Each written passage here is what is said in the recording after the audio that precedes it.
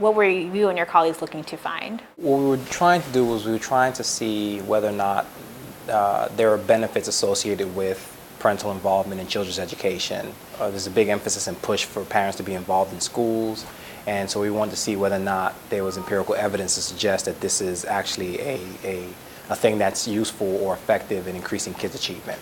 What did you look at? What age range of the kids were you looking at? This was a quantitative study, and we used large nationally representative data sets. And in these data, we had data from kids from the time they were in first grade to 12th grade. And in these data, there were many measures of parental involvement, so things that parents do to be involved in their kids' education. And what we did was we looked at these measures and tried to assess the relationship between these measures and reading, math, and grades. What were some of the parental involvement activities that you were looking at? There were 63 measures of parental involvement, and they range from helping child with homework, reading to the child, talking to the child about their day in school, talking to the teacher, talking to the principal, attending PTA meetings. So there were measures like that. And so some measures are things that parents can do at home, and some are things that bring parents into contact with the school. And so what we tried to do was basically look at how each particular measure was associated with reading, math, and grades, accounting for students' academic background and social class. And we did this separately for different racial groups. And so we had 6 racial groups: whites, blacks, Mexican Americans, non-Mexican Hispanics, and 2 groups of Asian Americans. And the idea was to see whether or not the patterns that we found were similar across racial groups. How did you collect the data? These data were part of the nationally representative sample known as the National Education Longitudinal Study. And also data came from the Child Development Supplement to the Panel Study of Income Dynamics. So these are data sets that are publicly available, and they're collected, every decade or so. The U.S. government collects large nationally representative data, and it contains a series of measures of not just parents, but on how kids approach school, they transition to the workforce, they transition through high school or grade school, middle school. And so these data sets exist, and what we did was we worked with these data sets to see whether or not there was any evidence for the link between parental involvement in children's education and their academic outcomes. What were the results? If you take the findings as a whole, we found that roughly 15% of the time parental involvement was associated with increases in achievement. And about 30% of the times, 35% of the times, was associated with decreases in achievement. And about 50% of the times, there was no relationship to achievement at all. So when you look at it by racial groups, separately by racial groups, what you see is that there's not a one-size-fits-all pattern. Essentially, some things may work for some groups and other things may work for other groups. So the findings are really nuanced. Can you give me some examples of what worked for some groups and what didn't work for others? One thing that was universal that cut across all groups was helping with homework. That seems to be associated with declines in achievement. And I say associated because the findings aren't causal, but if the behavior of the parental involvement, the form of parental involvement we're looking at works, then you would expect to see achievement to be higher among children whose parents engage in that form of involvement versus kids whose parents do not engage in that form of behavior. And what we found was that parents who are involved in their kids' homework, those kids tend to have lower achievement than the parents who aren't involved in their kids' homework. But this accounts for prior achievement, so this isn't a function of parents responding to poor performance. So that's one thing that cut across all groups. In terms of individual groups, black students benefit from discussions about their future, and that seems to be associated with increases in achievement for black students, whereas for white students, it's not associated with increases in achievement. For white students, it could be something completely different. And so that was basically the gist of what I found. What worked overall for everyone? One of the things that worked overall for everyone was when teachers request a particular teacher. So that seemed to be associated with increases in achievement in reading and math. And also when parents discuss school activities with their child, that also seems to be associated with increases in reading and math. In terms of what worked for some groups and not others, so the findings are really nuanced. And so for Black parents, when they talk about their child's future, that seems to be associated with increases in achievement, whereas other groups don't benefit as much from those types of discussions. And so the moral of the story here is that there is no one size fits all. Every group has a different lived experience, and some things resonate more with some groups than others. Did you also look at social economic differences and if that made an impact? Also looked at the findings by social class, and so what we did was we had six different groups of social class. So we had parents who had less than a high school education, those who had high school to a BA, and then those who had 4-year college degree or more. And then we did it also by income, and which was below the median, median to twice the median, and then twice the median or more. And the pattern was similar. Roughly 15% of the times, or things that parents did were associated with increases. About 30% were associated with declines, and the rest were not associated with achievement at all. And again, it was a mixed bag. There's no pattern. It's no one size fits all. Some things resonate with some groups, and some things resonate with other groups based on social class. Did you see a difference between parent involvement when their kids are younger or when their kids are older? People are more involved when their children are younger, and in fact, the benefits of parental involvement are stronger among younger kids, and it starts to fade as kids get older. But even there, when I say it's stronger, I mean instead of having just 15% of the things that parents do to be beneficial for children, it's like 25%. All right, so again, the findings are still challenging the notion that anything parents do is going to work. Now, I think it's important to say that I'm not saying parents shouldn't be involved in their children's education. That's not what I'm saying. What I'm saying is that if parents are going to be involved in children's education, that they should not assume that anything they do is going to help or work. And they should pretty much try to get help or expertise from teachers as to how they should be involved. They don't have all the answers, and in fact, if left to their own devices, they actually will end up doing more harm academically than help. Why do you believe the findings came out the way they did? I think the findings are a snapshot of what's happening in terms of how parents help kids. They're a snapshot. And the findings highlight the reality that's out there in the real world, and they're highlighting the fact that, by and large, parents are not experts when it comes to teaching children in terms of reading, math, and grades. They're parents, but they're not teachers, and they lack that expertise, and the findings reflect that. So I think the findings came out the way they did because, in general, parents don't really know how to be effective in helping their kids academically. Would you think there are some stuff that parents can do that prove to be helpful to their kids? Absolutely. I mean, I think one of the main things parents should do is talk to the teachers about how to be most helpful to their children, and to not assume that every decision they make with regard to their children's education and decisions that they make that in their minds are intended to increase achievement, that not every decision is going to actually increase achievement. And some of those may actually compromise achievement, right? So it's not just about reading to the child, because one can read to the child holding the book this way where the child looks at the words, or holding the book facing you, right? And they're both going to lead to very different results, right? So helping with homework is not just helping with homework. There are different ways people help.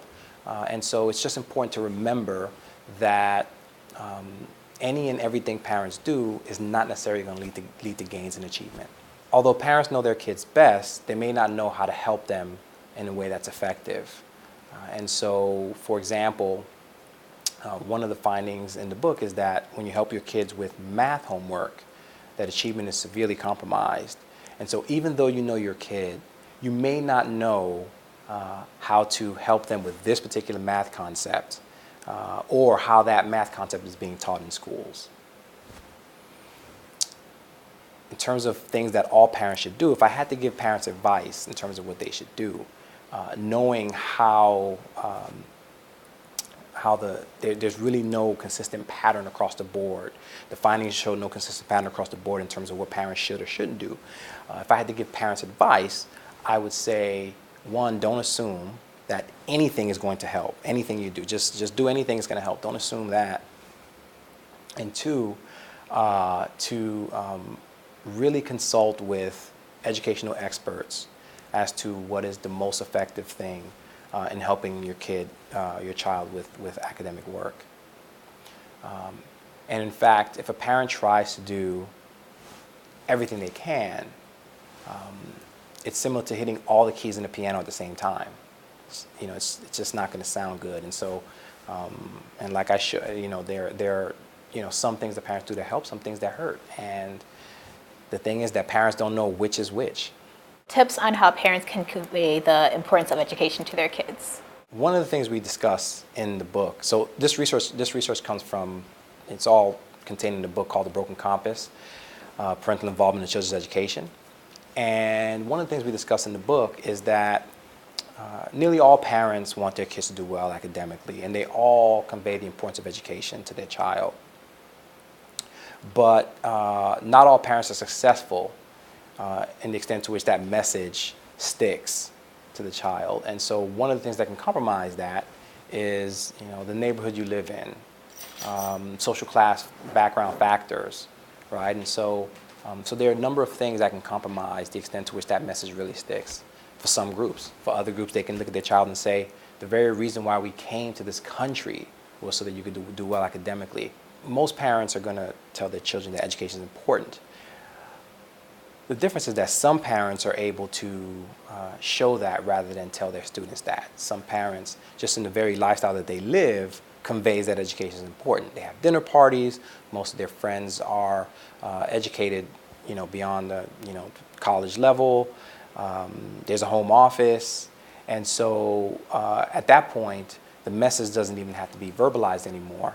But in fact, the social context is now conveying the message to the child. It's something that they breathe in the air.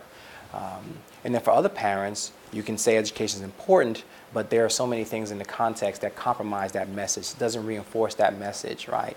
And so, so I think what parents have to figure out how to do is not only tell their kids that education is important, but also set up a context around the child that reinforces that message on a continual basis.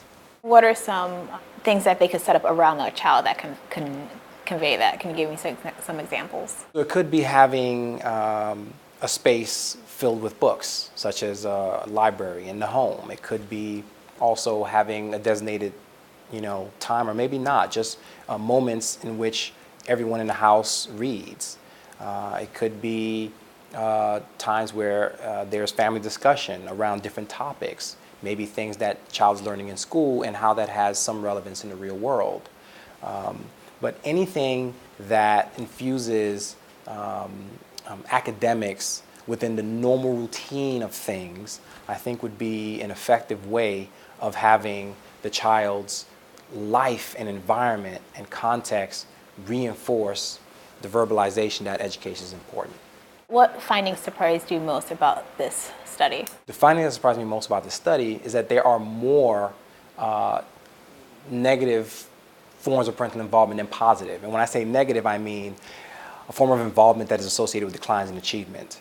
There are more of those than positive. And so, you hear the narrative that research shows parental involvement is effective and is important. And it may be effective and important for many things in children's lives, motivation, liking of schooling. But this study looked specifically at reading, math, and grades.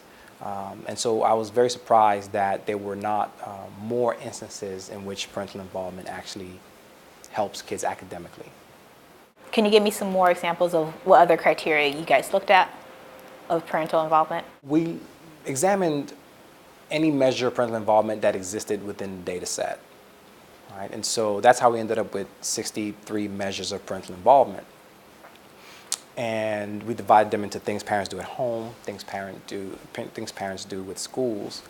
And some of these things were just, discuss school experiences, discuss education beyond high school, have a rule about grades, have a rule about GPA, read to the child, help with homework, parental expectations, right? So parents convey their expectations,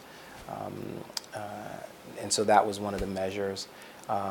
Whether the parent attends PTA meeting or PTO meeting, whether they have conversations with principals, with teachers, whether they request a particular teacher. So there were a whole host of measures that we looked at, and parents are fairly similar across racial groups in the extent to which they engage in these things. Asian American parents actually engage in these things less than other groups. And so perhaps what they consider to be forms of involvement are different than these traditional measures of parental involvement. But the estimated effect of these forms of parental involvement was really varied, and it really depends on which group you're talking about. What type of implications do these findings have? Well, I think that these findings should really serve as a cautionary tale to educators, school districts, that when you have policies or programs intended to increase parental involvement, that you should know that the potential exists that parents will become involved, and some of those forms of involvement are going to compromise achievement. And so if you're going to have a program or policy that increases parental involvement, then you should also accompany it with some kind of instructional program or some kind of program that really helps parents in terms of being effective and not assuming that they have all the answers and know how to implement a particular form of involvement in a way that's effective.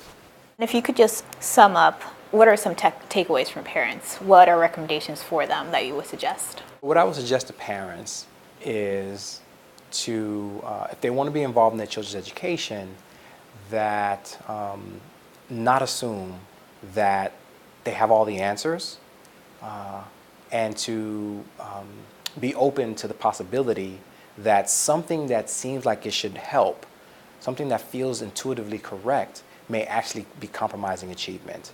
And if you're open to that fact, then you're able to at least know that asking how to be involved in a way that's effective is something that you should actually do. If parents let their kids fail from time to time, do you believe that is helpful? And if so, why? As to whether parents should let their kids fail from time to time, so that's certainly beyond the scope of the study. But I would say that there are different degrees of failure, right? And so there's failing a class entirely or a course, or there's doing poorly on some assignments. And I think that there's learning happens when people are challenged. And so if you have two kids that have a science project, there's some kids who show up to school with a science project that looks immaculate and fantastic. So we all know what happened the night before at the dinner table, right? And there are other kids whose science projects aren't as shiny, aren't as nice, and you can say, you know what, this kid actually did this project, and that kid actually learned more in the process, right? Because they actually did the project. And so, so there's learning that happens when children experience some challenges academically in a way that may not happen if the parents become involved and want to make sure that every answer is correct. Anything else that you'd like to add? I think it's important to point out that although the book challenges the notion that anything parents do will be effective, that it's not saying, or I wouldn't propose, that parents not be involved and involvement is a bad thing. I think the main point and the main takeaway is that parents and educators should be open to the possibility that there are some things parents do in their attempts to be helpful that actually compromise achievement. And as long as they're open to that, then I think they can proceed with caution. And when you do that, you also know that you don't have all the answers, and that maybe it's worth trying to seek out some of those answers before you go in and help your child academically. Talk to me a little bit about your background. Where did you get your undergraduate degree, your graduate degree, and any advanced degrees? Well, I did my undergraduate work in Louisiana at Grambling State University, and I received a bachelor's of psychology, and then I received a master's of sociology at Kansas State University, and then I earned a PhD in public policy and sociology at the University of Michigan.